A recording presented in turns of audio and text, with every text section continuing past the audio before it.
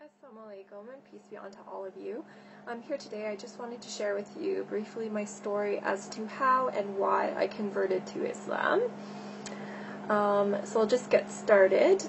So growing up I actually was raised in a very devout Catholic household. Without fail, my parents used to bring us to church every single Sunday. We used to practice all of the holidays and celebrate all the holidays and the religious sense. My parents would fast on Fridays. I actually went to Catholic school my entire life, so definitely very well versed in the Catholic faith. But the one thing I will say is, even just growing up, I did know a lot about the faith, but I was never really brought to think about why I was particularly doing things, or you wouldn't really think very deeply into theology particularly. And it was after the fact, when I finished high school and I started going to post-secondary education, like college, university, that was when I finally actually started thinking a little bit about my faith.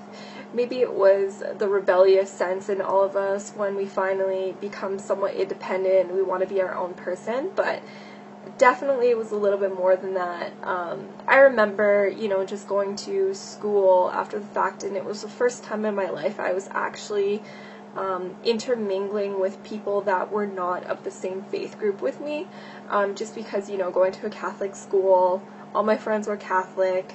I was a good girl. I never really went out a ton, so I can't say that I really had a lot of friends outside of my faith group. But when I actually went to college, university, I actually for the first time interacted and met, Muslims as an example, and it kind of made me think about my faith in a greater sense. Like, I remember, just going to church and thinking, for the first time in my life, like, we're not supposed to be worshiping idols, so why do we even have,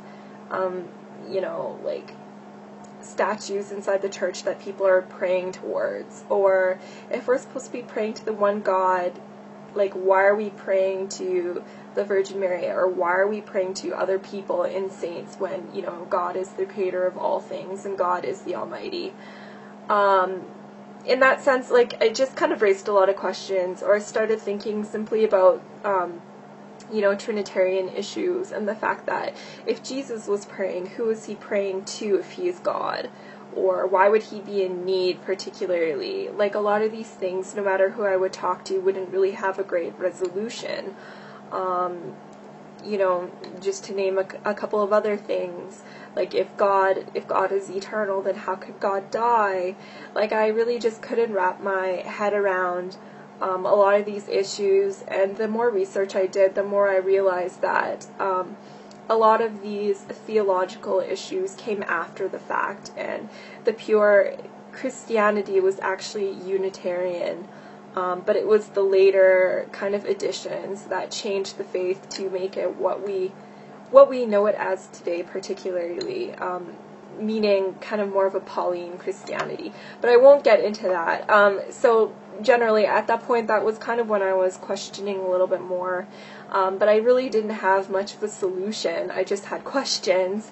I started kind of looking into agnosticism, just because I figured, if Christianity is wrong and, all of these other religions are quote-unquote polytheistic, and I can't really accept that. They're either polytheistic or they're not particularly religions. They're more kind of like ways of thinking and whatnot. I don't really want to be involved with any of these, and I never really found a good monotheistic solution, but at the same time I wasn't really looking much into religion. But then it got to a point where I actually got in discussion about religion with some Muslims, actually, when I was at school. And I really didn't know much about their faith, to be quite honest. I had all of the stereotypical kind of ideas as to what Islam actually was. The fact that it was terrorist mongering and a violent faith, and, you know, they just want to convert everyone by the sword, quote unquote, or, you know, intolerant, they just want to kill everybody that didn't agree with them.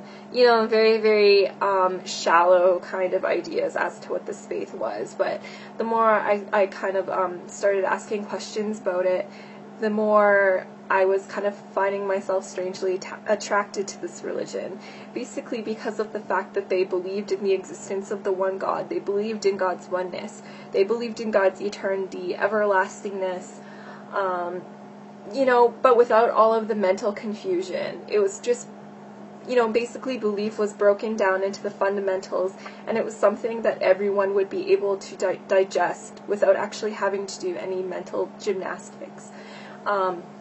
So, long story short, I started looking a little bit further into Islam, not really wanting to particularly accept it as my religion, but still attracted to it nonetheless. I started taking a religious studies course where I actually was able to look at Islam from an unbiased, kind of scholarly perspective, and again, I found myself kind of being attracted to it because of its, you know, rationality.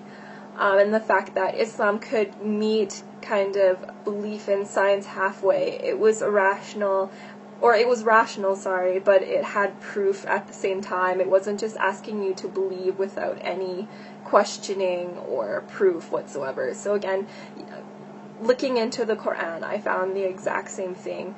You know, Allah would command His servants to question or think about things or ponder about things, and that was something that I definitely wasn't used to previously with the Bible, and something that was very attractive for me. Actually pondering and meditating about my religion, you know, it kind of gave me some kind of peace in my heart that I was really, again, becoming very attracted to, but again, I wouldn't accept Islam as my religion until I was entirely sure about it. You know, so again, reading more into the Quran, I was finally also able to put Judaism and Christianity into perspective, particularly looking into the role of prophets. Jesus is seen in Islam as a prophet and not being divine. And again, if you look at the Bible from a Quranic perspective, you'll see again all of these proofs in the Bible. The fact that Jesus, peace be upon him, attests to the oneness of God, and never anywhere in the Bible does he ever claim divinity, simply. You know, so reading into the Quran, it was slowly kind of answering questions for me. You know, when I would bring up all of these horrible arguments that I would see online and whatnot, to people of faith that were actually well versed in their religion, you know, I would always find some kind of resolution.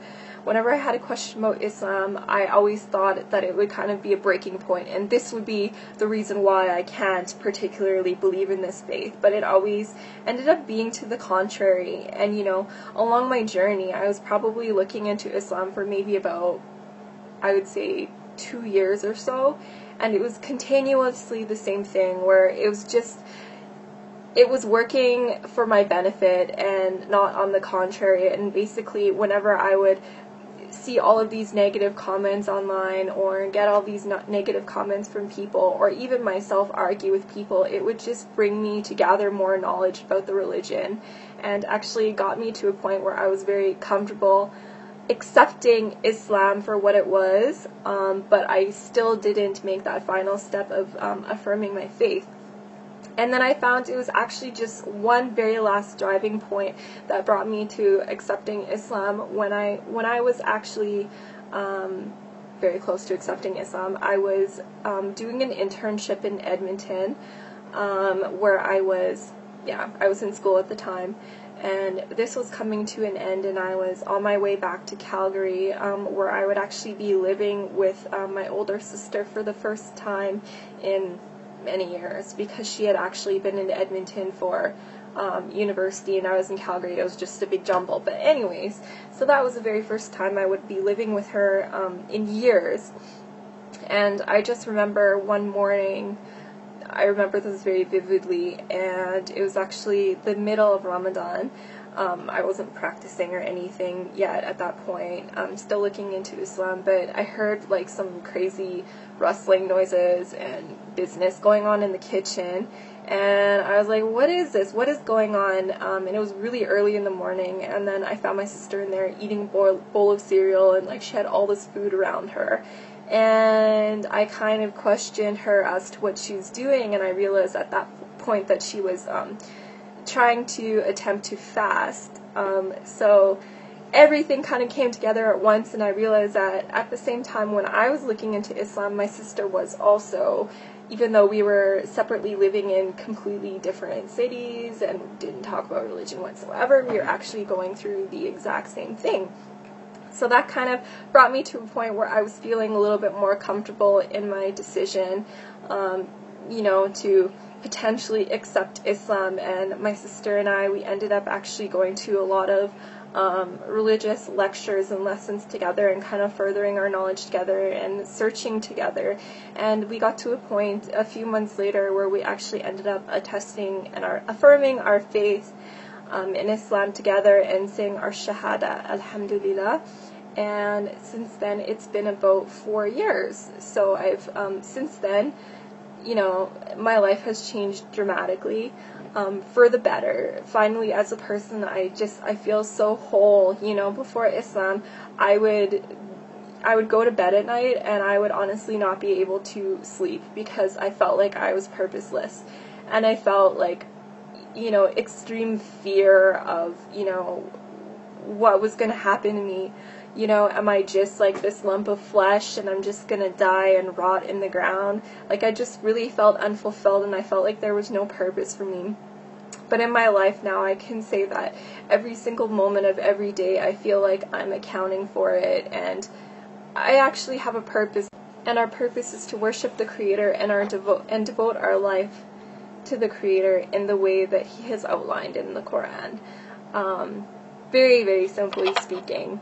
But anyways, so that's my story. I'm going to keep it short and leave it at that. But inshallah, I hope any of you out there perhaps benefited from this story, and I hope to be of service to anybody, with any questions about Islam whatsoever.